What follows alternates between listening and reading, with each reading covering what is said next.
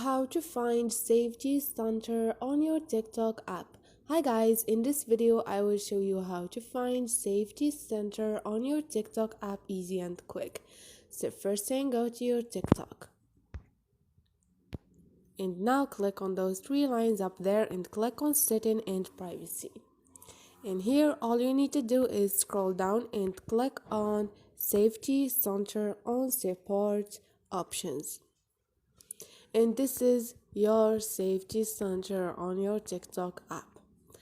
Ads and your data will be in wherever you want. This is on your safety center.